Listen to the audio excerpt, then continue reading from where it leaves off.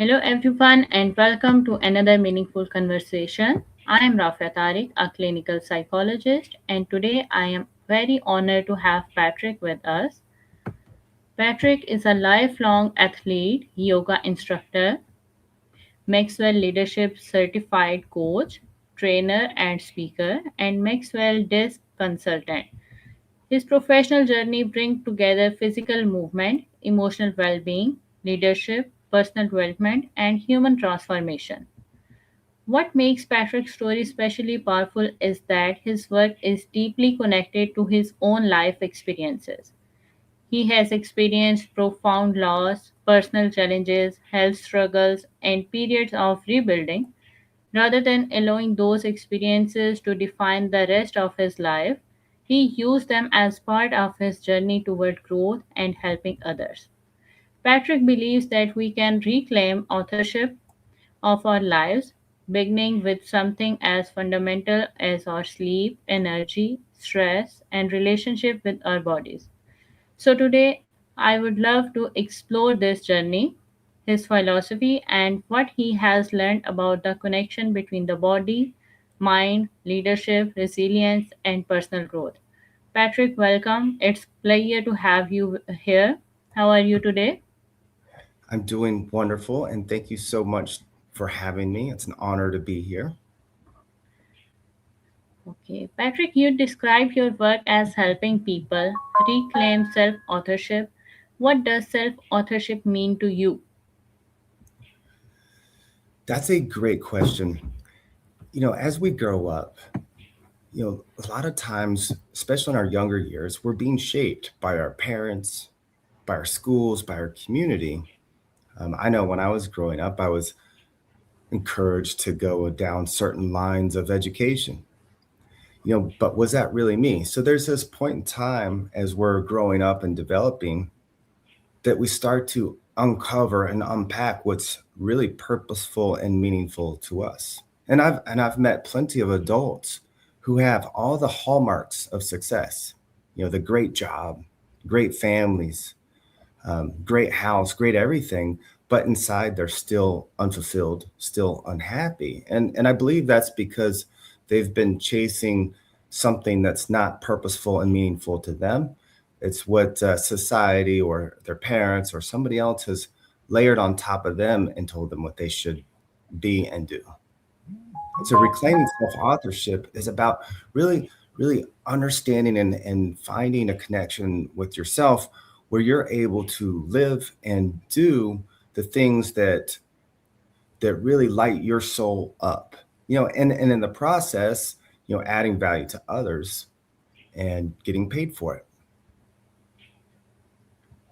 That's really interesting because it suggests that personal growth is not simply about changing our circumstances, it is also about recognizing that we have a role in deciding how we respond to our circumstances. Okay, my next question is your journey includes wrestling, yoga, and athletic performance. What did these different disciplines teach you about yourself? I love. I believe what I heard is what does athletic performance and yoga teach me about myself? And athletic performance is such a wonderful thing because I feel like the growth journey involved with athletics is very much reflected in John Maxwell's book, The 15 Laws of Growth. Um, First we get intentional about what our goal is. Um, there's plenty of athletes who have reached the highest level of performance, but then still choke on the free throw line or at that moment. So really grounding our physiology, getting intentional about what our goal is, but then also getting aware of how we're reacting internally, right? Because you can be in great shape, but still have your heart beating a million miles per minute in your chest. Your breath can get shallow, and all of a sudden your performance um, goes off a cliff. It just dives, and it's not as good as you can do. I've had it happen to myself, and I've seen it happen to other people. And so through practices like yoga we're able to really slow down a little bit and investigate our own internal functioning versus just our external strength, the way it manifests on the outside, but what's happening on the inside. And then on top of that, I've played a lot of different sports, and each one has a unique thing that it teaches you. And I think that's true for life as well. As we're getting awareness to what we really like to do, we have to experiment a little bit. We have to try different occupations. We have to try different sports. Which ones am I good at? Which ones am I not good at yet? Because anything takes practice. Sometimes some things you'll be more talented at, and to be honest with you, talent sometimes can get in the way of your potential. I was athletic growing up, and a lot of the young and I was also a bigger kid, and so a lot of the kids that were smaller than me were practicing the skill sets, and I didn't have to because I was bigger and stronger and faster. But eventually they caught up to me and they had the skill set. And so then I had to start backfilling in the skill set that I didn't need back then. So sometimes early talent can be a plateau for you that allows you to go to even higher levels. I love that idea. Okay, my next question is, you originally studied psychology but later changed your major to computer science. What influenced that decision? Well, I had a son while I was in school, and at the time I was thinking that it was the dot com era, and people were making a lot of money off of the internet. And I was thinking, well, if I'm a psychology major, I probably will have to go on to get my master's degree or my doctorate before I can really earn an income that I felt that I wanted to earn for my family. And so I chased the shiny object and switched my major to computer science. I was good at it, but it wasn't exactly my passion. I think I definitely like the creativity and the problem solving aspect, but the sometimes the actual job aspect of it may or may not always been what I was looking for. Really, I was passionate about helping people, and so I changed my major to computer science, but then I lost my son while I was still in school. I finished the degree anyway, and had a long career in computer science or as a software engineer. But I ended up finding a job that seemed to meet both worlds. I worked for the Barrett Value Center for 17 years, where I helped develop tools used by organizations around the world to measure values and cultures, and people would use those measurements to help shape their own working environments, their own communities, and even governments and nations have used our tools to help shape their culture of their countries. Okay, you experienced incredibly painful losses in your life, including the loss of your son. I'm very sorry to hear about this. And your brother.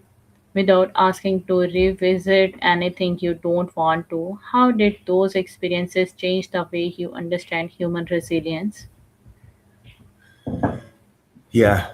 Well, there's this expression I heard one time that life doesn't get easier, and people get stronger. And I knew growing up that bad things can happen to people, and nothing's really guaranteed in life. And so there's this balance we have to take between um, the here and now, finding enjoyment in everyday life, but also planning for the future. Because if all you do is think about here and now, then you're unprepared for the future. But if all you do is prepare for the future, then you don't take the time to enjoy the here and now. And what it did for me is I did what I knew. I was a hard worker, and I just buckled down and got through it. And I believe that's honestly, what resilience is because sometimes you may want to just stop and sit with it. But then as that's happening, the world's happening past you, around you. And next thing you know, you have another problem on top of the problem you just had. For me, what I did is I started working out. So even though I was going through very difficult pain and grief in my life was getting better. I was gaining new skills. I was having adventure. I was having fun despite all that. And what I learned to do was give myself moments. I'd say, okay, well, I'm only going to think about this bad thing that happened to me for 10 minutes. Now, it doesn't mean I can't think about it again for 10 minutes at a different time of the day, but being able to just say, okay, I'm spending 10 minutes right now with a timer and say, when this timer's done, I'm moving on to other things. But what I found was that our emotions, a lot of them are regulated through so many other things than just the outside world that happens to us. Like our diet has a huge, profound impact on our emotions. I didn't realize that until I started playing with my diet. Exercise, huge impact on our emotional well being. Sleep. Um, so what I started having was this positive uplifting of my life, and over time, grief just naturally tends to disappear. But so when that grief started to subside, I had all these new skills, all these adventures. And when I reflect back on my life, I don't think about, oh, woe was me, this happened to me. I think about, man, I've had a wonderful, full, adventurous life, and I've pursued things like comedy and other things to uplift me and share that with other people. So I think with anybody, we all eventually go through a hard season of our life. And what I've seen is that different people, depending on the experiences they have, their hard season may not even come close to what my hard season was, but they experience it just as profoundly as I did. And one of the things I've had to do is let go of that comparison and say that, you know what, you're your own person, and this is your first experience with this type of hardship, and maybe it was just a pet that you lost, but I understand that that connection with your pet was deep. And it, to me, sometimes I remember when it first happened, I was like, well, that's losing your pet has nothing in comparison to losing your son or your brother. But hindsight, I start realizing it does, because that's sometimes people's first experience with loss. And it doesn't have to be loss. It could be the end of a relationship, the end of a job, the end of anything. The transitions we face in life are sometimes our most vulnerable because our identities are wrapped up a lot of times in these roles that we play. Like, hey, I'm a new dad. Oh, not anymore. Or, hey, I'm an IT director. Well, not anymore. And so who are you when these labels and titles disappear, right? Those moments reveal who we are. I think those titles are more like chapters in our life. They're like reading a book. You're like, oh yeah, I was an IT director then, but who we really are is how we show up in those moments, who we're becoming, and what really drives our passions and purpose in life. You often begin your work with the body, sleep, energy, stress, movement, and breathing. Why do you believe that body is such an important doorway to psychological well-being? Oh, I love that question. And for me, I think there's this great example that really highlights this. Um, have you ever gone to the grocery store or out in public shopping somewhere and felt a little bit low energy and not the best, but you have to go to the store to get food or whatever it is you need to do, and you see somebody and then you dip down the other aisle because your energy's low. I know that's happened to me a million times where I just don't feel like talking to anybody, and I see somebody I know, and when my energy's low, I'm like, oh. So when our energy's good, though, I see that person down the aisle or at the grocery store, and I'm waving my hand at them and be like, hi, how are you? So our physiology affects our relationships. It also affects our self-esteem. When I'm feeling bad physically, I start to feel bad mentally. I'm like, oh, woe is me, things are so bad. But John Maxwell also talks about, when we talk about leadership, that word leadership is I've heard it my whole life, and I never really understood it as well as I do until I became a Maxwell coach. John says that leadership is influence. Well, if leadership is influence, well, that starts with relationships. But it's hard to influence somebody if you don't have relationships with them. Well, as we just discussed, it's hard to have relationships with people when you're not feeling well. Because when I'm not feeling well, I don't want to talk to anybody. And that's hard to influence them. And so we start to see how our physiology affects our ability to connect with others. I really appreciate that perspective because psychological well being is not isolated from the body. Sleep, stress, regulation, breathing, movement, and emotional experiences constantly interact. Okay, my next question is, how can someone who feels mentally exhausted begin reconnecting with their body without becoming overwhelmed? Right. You know, the beginning is always the hardest part. It's, is this going to work? And there's a little bit of, sometimes when we start doing something, it's just like when in the middle of the night, right? When the sun comes up in the morning, that's actually the coldest part of the day. The light's already showing up, but if you look at the temperature gauges, the weather readings, you'll see that right as the sun's coming up and you're seeing the light, the temperature actually drops a little bit. And that's true for growth as well. When you start on a new path, well, guess what? Just because you start living differently today, you still have to walk through the dust cloud of yesterday. Every choice, every thought, everything we've done in the past leaves a little bit of residue. Um, and that residue can affect our circumstances, our health, our body, our minds, and all that stuff. And so then when we start doing the work, well, pain shows up. Maybe your energy drops.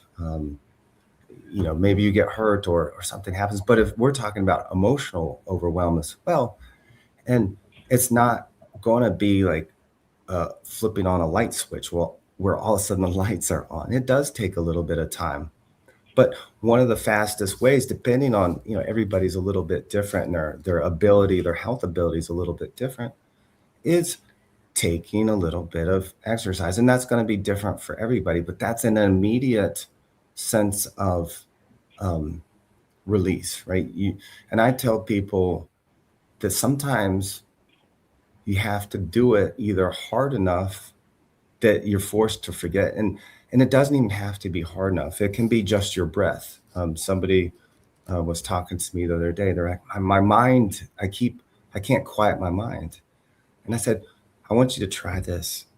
Try slowing your breath down to a 12 count. So inhale, like start with an inhaling on a 1, 2, 3, 4. Exhale, 4, 3, 2, 1. And keep increasing that with each breath until you get to a 12, 13, 14, 15 count.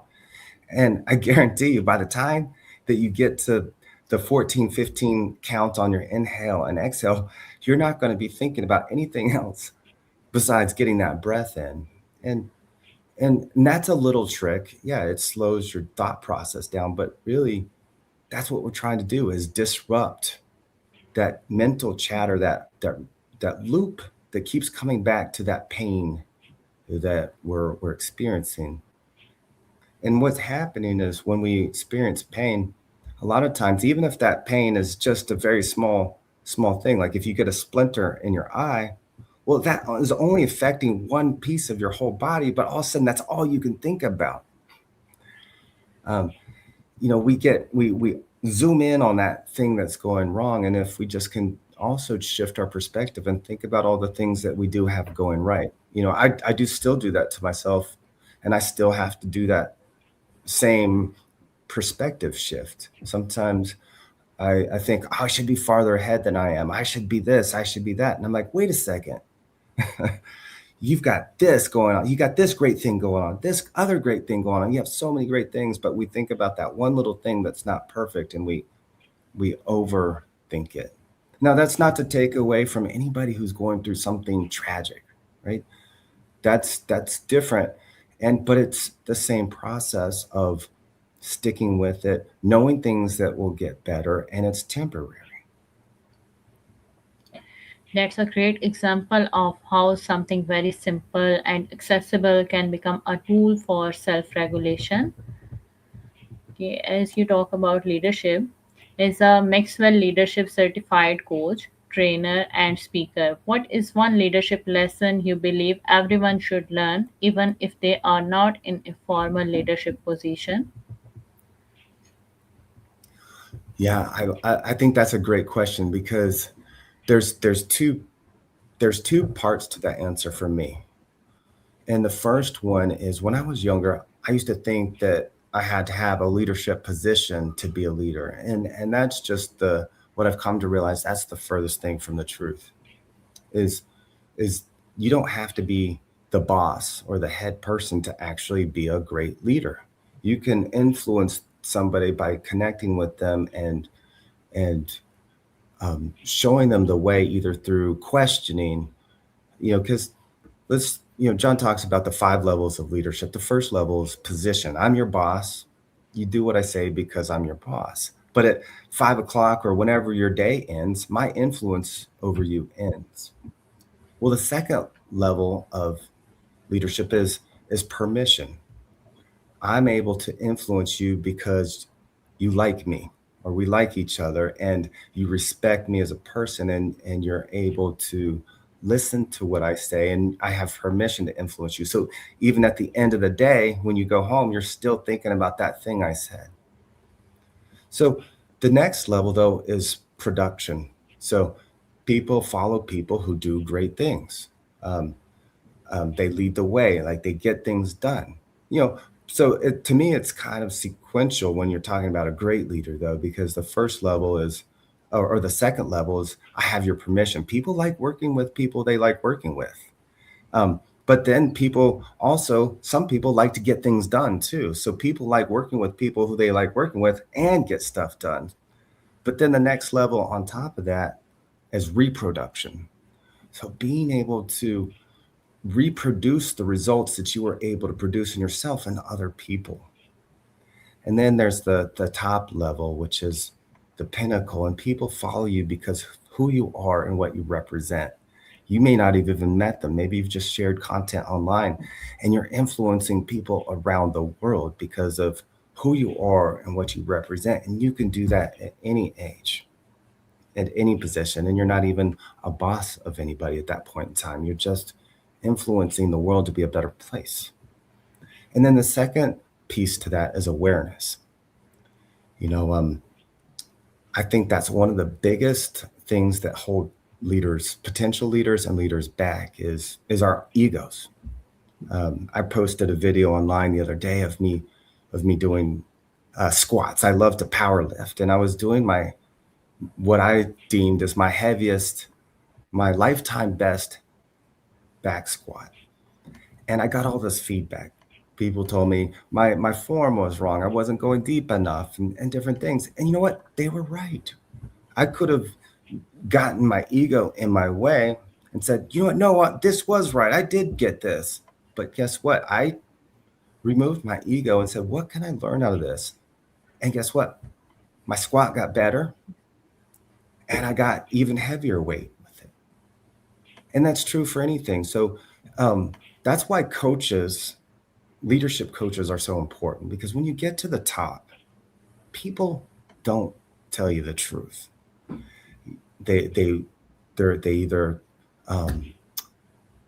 are what do we call sycophantic in the way they tell you what you want to hear because they want to they think that you can help them rise up, and so instead of being honest with you, they tell you something you want to hear.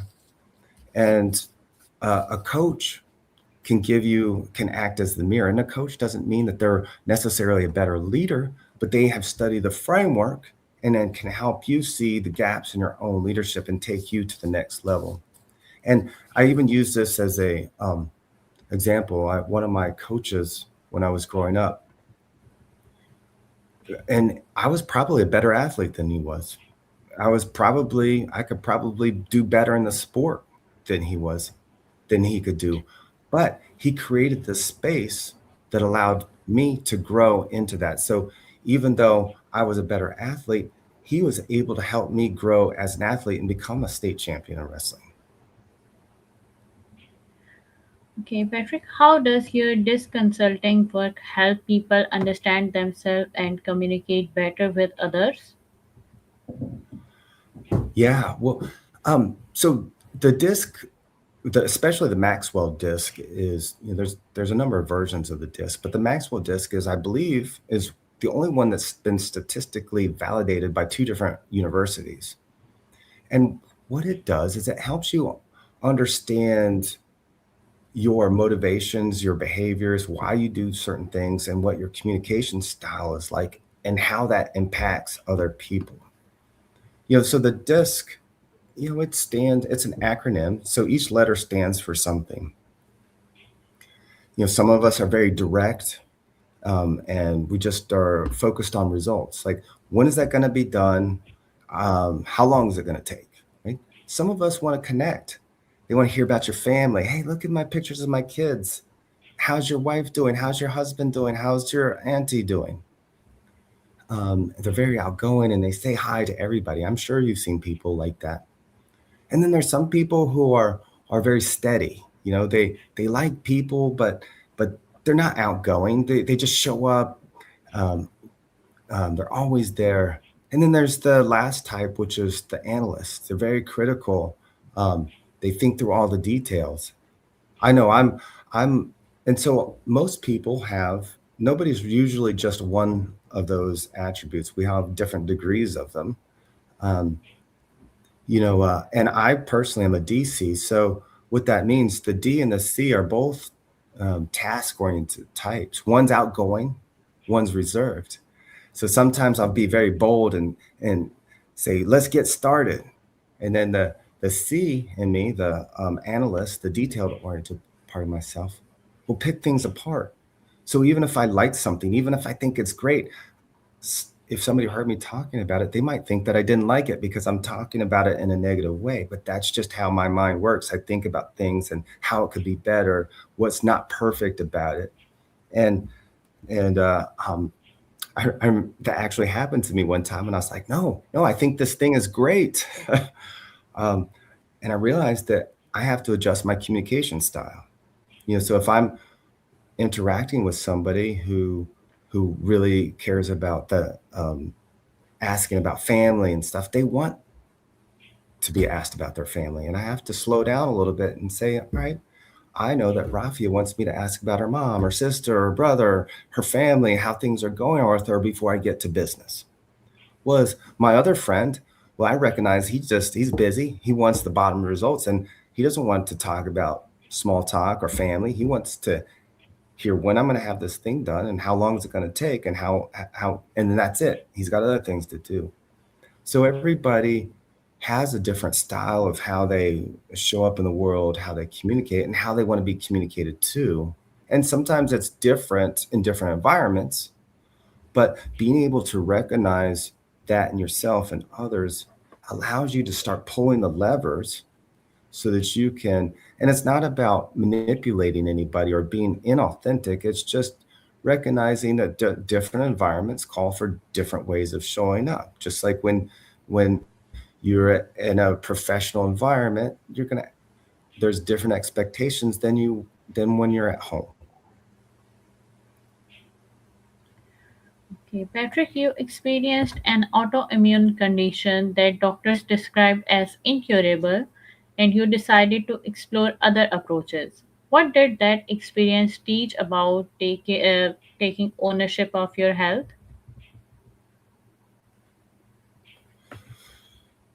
Yeah, well, I think that's a great question because that also gets back into what we were talking about at the beginning, that this connection between the body and the mind.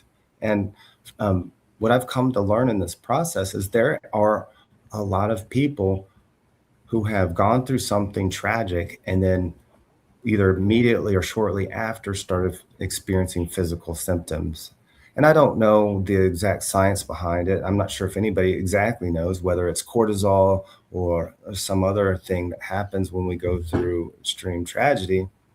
But um, what it showed me is that doctors don't know everything. Everybody's a little bit different. And what I experienced for myself is that when I started eating differently, I started changing my health, my lifestyle, my health because of my autoimmune disease. But what I discovered in the process was that my emotions got better, my thinking got clear.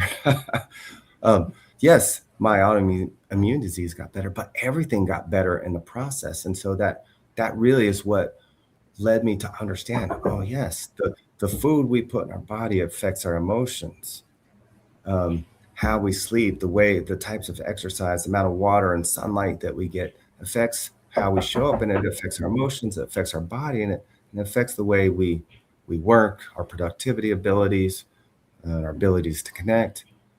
So, and that's why my approach today is not just saying, "Hey, I'm going to help you with leadership." It's looking at the whole person. It's what's your lifestyle like? What are your passions? Are you living in a way that's aligning with who you are as a person? Is your food, is your sleep good?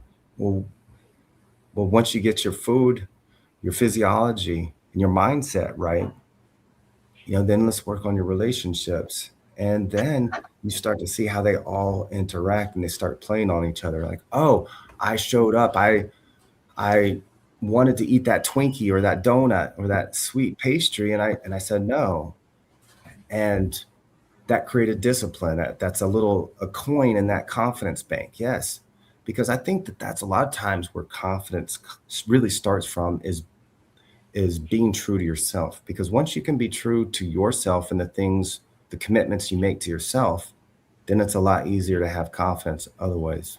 I've noticed for myself, my confidence tends to go down when I break commitments to myself.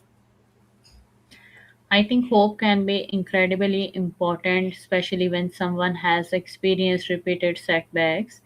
At the same time, hope becomes more powerful when it is combined with realistic action and appropriate professional support.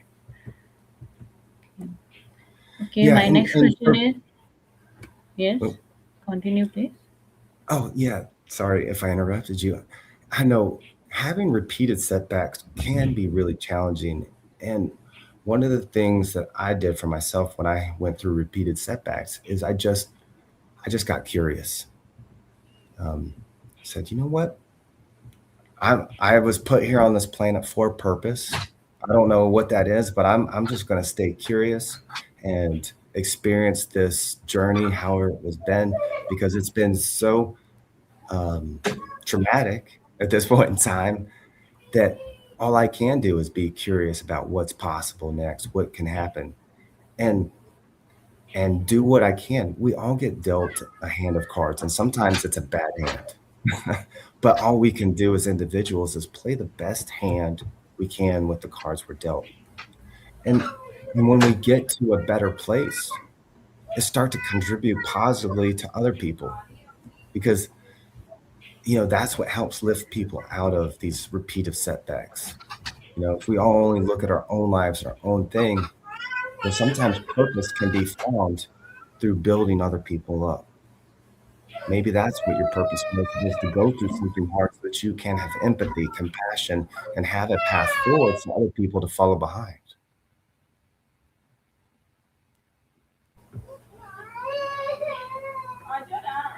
Okay, you emphasize longevity, being able to move and live well decade after decade.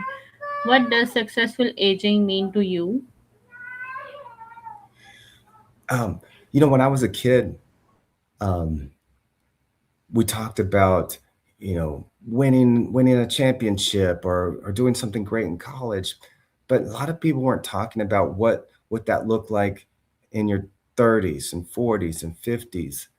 And so I see a lot of athletes that were at the top of their game. They may be even best in the world, best in the country, best at whatever. And I see some of them today, and they're not that anymore. They've let themselves go. And what this longevity things to me is to continue having another great day in the sun, to keep learning, to keep growing, to have a new look at me now moment. look at not necessarily for the outside world for external validation, but for that fire on the inside so that you know that you have that next chapter. I'm 50 years old and I'm still thinking about what's that next great thing that I'm going to do. I'm not like, oh, I just want to go sit around and ride out the rest of my years. It's no, we just keep on growing. We keep on becoming something new. And I was lucky when I was younger because I had a friend of mine's father who shared something with me. He said, Patrick, it takes about 3 or 4 years to learn how to do something, and another 3 or 4 to get good at it. And this light bulb went off in my head, and I was like, wow. By the time I'm 50, I could be really good at like 7 or 8 different things if I keep doing those in 3 to 5, 8 year increments. And that's what I did. And that's how I earned my black belt. And that's how I earned my yoga teacher certification. That's how I still play competitive soccer today. That's how I actually even taught a dance class last night because I kept growing myself, kept learning. And I'm never going to stop growing or learning because I think that's what allows me to expand and have more positive experiences in my life, but then also add value to others. Okay, Patrick, if someone listening today feels that they have lost control of their life, where would you encourage them to begin? Start with the smallest thing that they can control. Maybe it's a glass of water.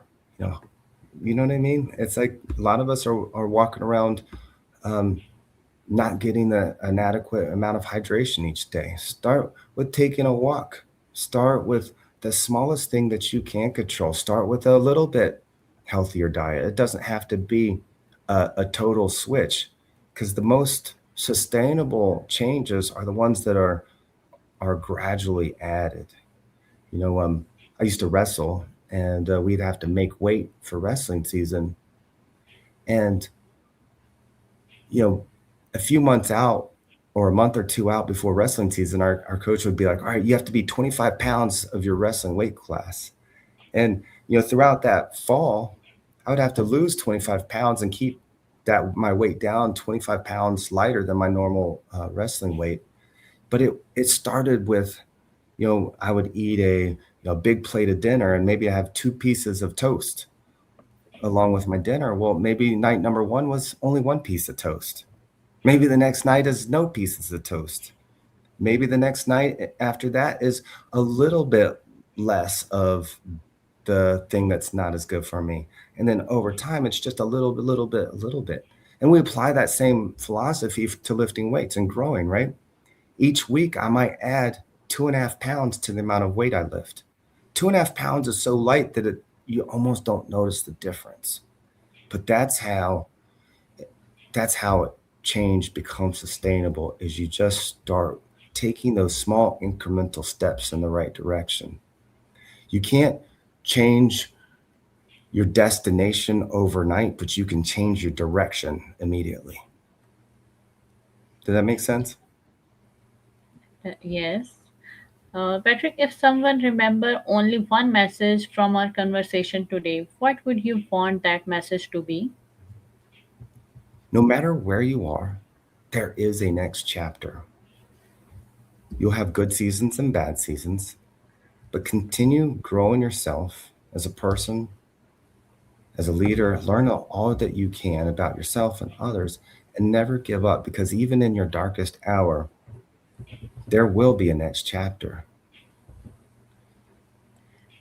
Thank you. I think that message captures the heart of our conversation. The idea that our past experiences may influence our story, but they don't necessarily have to determine the next chapter. Patrick, thank you so much for being so open and generous with your experiences. Yeah, thank you What so I much take for away having me. what I take away from our conversation is that true growth involves the whole person, our body, our mind, our relationships, our leaderships, and ultimately the story we choose to create. Your journey reminds us that difficult experiences can profoundly change us, but they don't have to end our growth. Sometimes they become part of the foundation from which we build a new chapter. For everyone watching, I hope today's conversation encourages you to ask yourself, am I simply living the story that circumstances have written for? Or am I consciously becoming the author of my own story? Thank you, Patrick, for joining me. And thank you, everyone, for watching. Keep learning, keep growing, take care of your mind and body. And remember, you can always begin writing the next chapter. See you in the next conversation. Thank you so much. Thank you so much, Rafia. That was such a good summary of what we talked about. I love it. Thank you so much.